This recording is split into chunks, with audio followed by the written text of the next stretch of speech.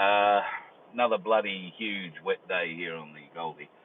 I thought things were going to clear up a bit today and expected to get a bit more chainsawing and whatnot done, but unfortunately not today. Persistently precipitating is the way to describe it. Last night had a bit of a well, it wasn't a disaster exactly, but we did have a collapse, and that's why I didn't get to a show last night. My apologies for that. I was out in the rain, uncollapsing shit that was, or trying to get stuff that was getting wet out of the wet, unfortunately. So you learn these things as you go along. If you're going to go and live off grid, and you don't have enough room inside, you've got to create places outside, and that's exactly what I've done. But I thought they were waterproof, but it doesn't appear so. So, bit yucky. At any rate, that leads me to the topic, if you like, of this particular little live. I need a bit of help. Now, when I say I do, I'm talking about Cass and her property. Now, we've got a lot of wood that needs to be cleared. If you are interested in some CNH work, if you know what CNH is, if you're interested in some CNH work and you want to come and camp, we can provide camping facilities and all that sort of thing. We have a couple of weeks' work, and we need quite a few people to come and help. So if you are one of those folks who might be interested in coming up to the property, grabbing a chainsaw, grabbing some wood, it's going to be fairly energetic work. We have a lot of down timber on the property that has to be put through a mulcher or cut up for firewood. A lot of it, and we have a great mulcher, and we've got wood splitters and associated other bits and pieces too. So the big problem is just basically getting it cut up and getting it moved. So if you would like a bit of work, maybe a couple of weeks' work, might be more, I think once the weather clears up, we'll be ready to go. Then please email me, carl@vofhq.com. If you've had any experience dealing with wood and cutting and chainsawing and all that sort of stuff, great. If you've got a chainsaw, even better. But we would love to have you out if you would like to be part of it.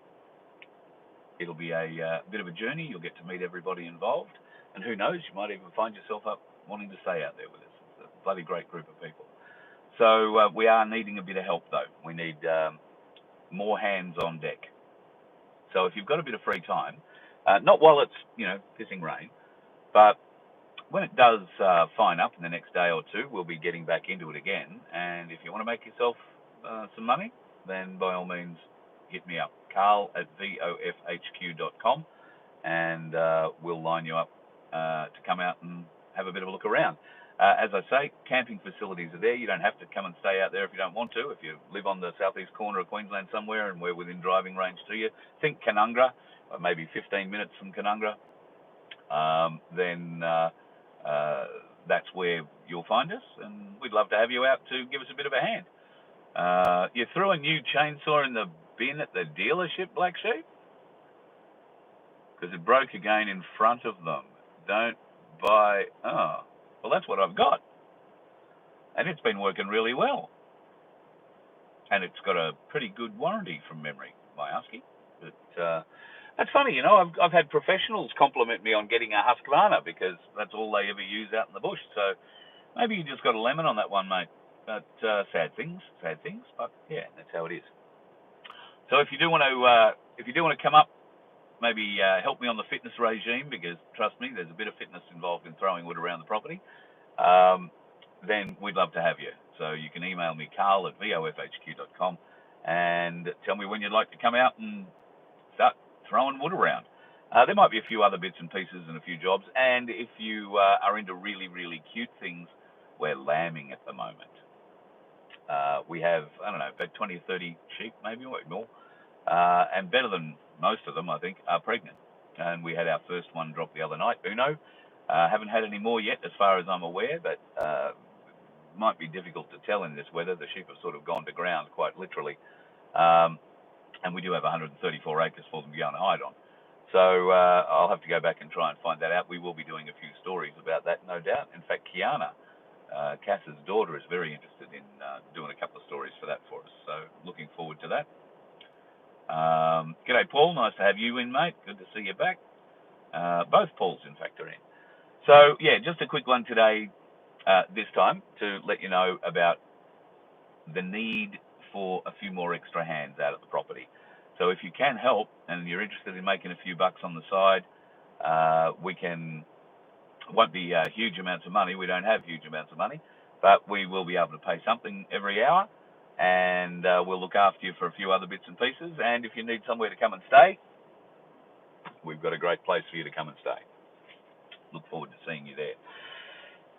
All right, on to a couple of bits of news that I was going to talk about last night, but one thing led to another and it sort of all fell over. Mainstream media are now waking up to things that you and I woke up to some years ago. It's interesting to note that mainstream media are now pulling out stories of the Nord Stream 1 and 2 pipelines that were blown up. They're now actually trying to blame Ukraine for blowing up the Nord Stream 1 and 2 pipelines. Now, I'm not denying that Ukraine may have been able to do that, but unfortunately, for those of us that actually remember the truth of the story a couple of years ago when this happened, the Ukrainians having a submarine to get down to the Nord Stream pipelines, which remember are on the bottom of the North Sea, I don't think Russia let them steal a submarine. Do you? So the odds of the Ukrainians blowing up the Nord Stream 1 and 2 pipelines are infinitesimal. Maybe one of the captains of the French or the American submarine that were used to blow up both those pipelines, maybe they had a touch of Ukrainian blood in them or something, I don't know. But we know why Nord Stream was blown up. Nord Stream was blown up, in case you are unaware of it, in the mainstream media, while going to start telling you lies about it. Remember the story we all know from a couple of years ago. Exactly what happened. Nord Stream was blown up to stop the supply of hard currency into Russia. Now, why was Nord Stream supplying money into Russia? Nord Stream is a gas pipeline. Russia has lots of natural gas, liquid natural gas, and most of Europe stays warm using it. Those that don't pay Russia pay Australia for our LPG, which goes over and is used for heating in Europe in winter. Nord Stream was providing huge amounts of energy, gas, particularly to Germany. Now, Germany were not coming on board with the whole NATO-Ukraine fight, right? They weren't coming on board. Why? Because they didn't want all the Germans under their care to freeze the following winter when Russia decided to turn off the gas because Germany started a war with them. And that's what they were angling. When I say they, I mean NATO and the cabal were angling for Germany to begin this offensive against Russia. Now, they refused to do that because they have far too much reliance on Russian energy. So what happened? No more reliance on Russian energy. And what happened as soon as both Nord Stream 1 and 2 went down? The Germans came on board fully. 100%. So you are going to start seeing stories about the Nord Stream pipeline blaming Ukraine for blowing it up. Now that might, if they were to follow that, that might give Russia some justification to attack Ukraine. And the world might back down away from it if Ukraine decided to go and blow up billions of dollars worth of pipelines. But do they have the ability to blow up billions of dollars worth of pipelines? It's not like you can get a DJI drone, strap a mortar to it, and drop that into the ocean and hope to blow it up. It doesn't work like that. So keep an eye out. The media is going to start spinning, and we are going to start hearing the spin on stories we've known for 3-4 years or more.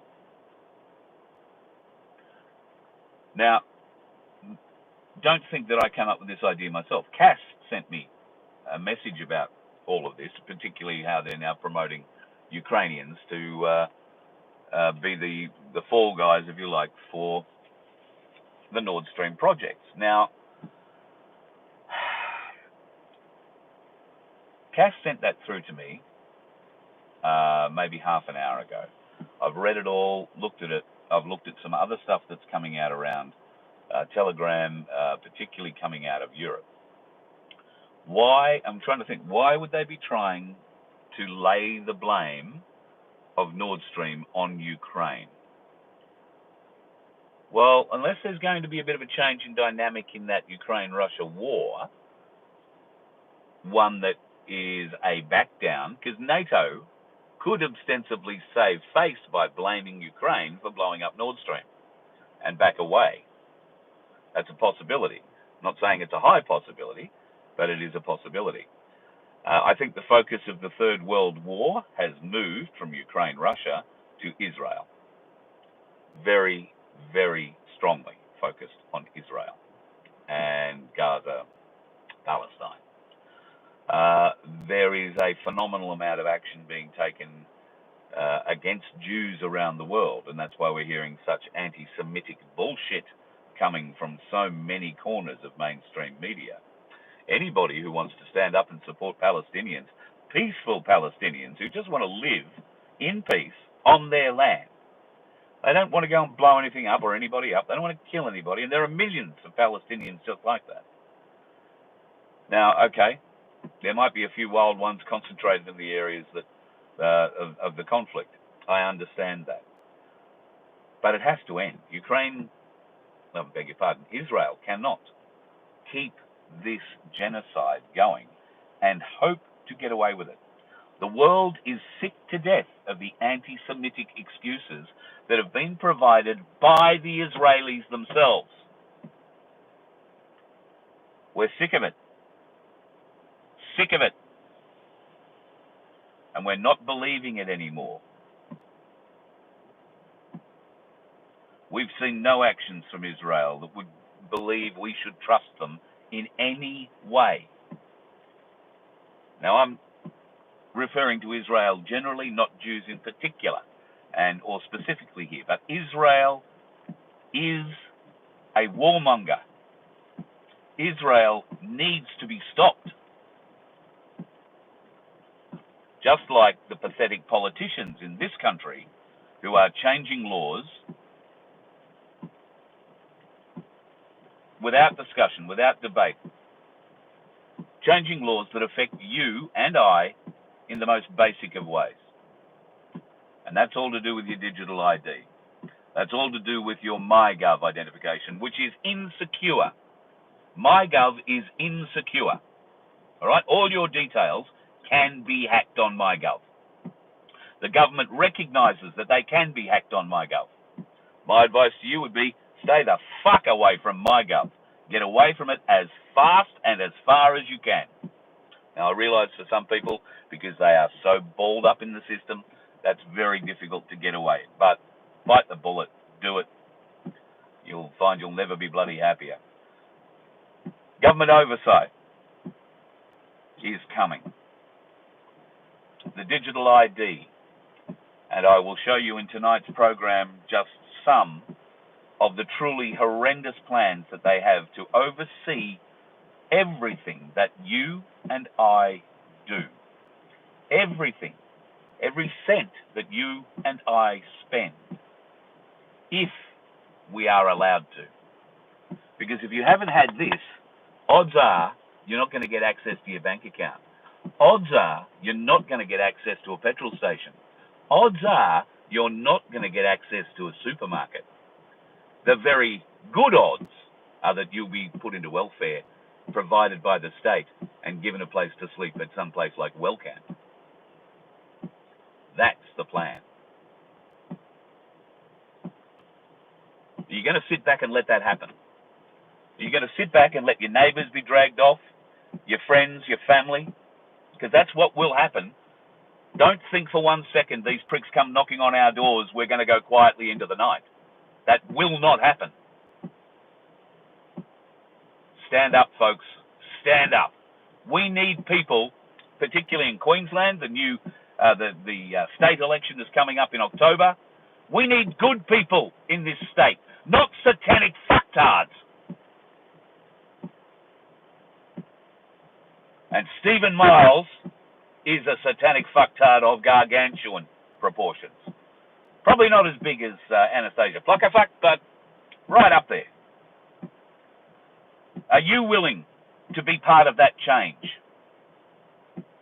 Because we need good people all over the country, not just in Queensland, all over the country. We need them at the lowest levels of the illegal government, your local councils.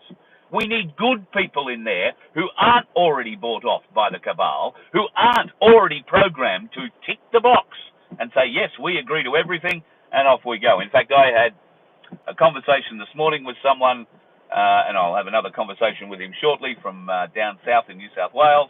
They've scared one of the mayors clean out of the race down there because they've pointed out exactly the kind of bullshit that this woman has carried on with.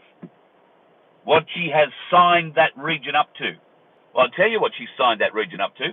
$200 million worth of debt. You need a much higher quality representative at your local illegal council level. You need a much better quality representative at your illegal state government level. And we need real people with real solutions to the big problems that this country faces in our main national parliament. I don't know that there's anybody currently sitting there that we would keep. Maybe Malcolm Roberts. I do like what he's trying to do. I do like the fact that he, Rennick and Antic are working their asses off to try and bring this to light. And it looks like I might get a conversation with Senator Roberts in the not too distant future. So if that happens, fingers crossed, I will support him, because he is the only one in that place, aside from Antic and Rennick, standing up almost on a daily basis. And what can they do? Well, they can't do much, but what they are doing is getting everything into Hansard. It's all being noted. And that will be extremely helpful in prosecutions down the track. And I think we should be eternally grateful for those, and Senator Babbitt as well, for the work that he's putting in. In fact, I think Babbitt's going to be rising up even higher. He's elevated his social media game pretty solidly. He's putting in some fairly biting social commentary. And look, I quite like the guy. I was a bit disappointed in his actions at a couple of events that I was at, a couple of years ago, and sort of drew a line through his name then. But now I'm starting to see that he has benefits for us, and I think it is benefits for us. I don't care about benefits for them. I care about benefits for us. I will vote for a person who wants more for us than they want for themselves. We don't have politicians in this country that want more for us than they want for themselves. They want more for themselves. And they will step over your burnt, broken body to get it. Have no doubt. That prick of a human being, Bill Shorten. Oh, well. Wait till tonight. We'll get into Bill Shorten. Have a good day. If you're in the wet, stay out of the way of the dickheads on the road.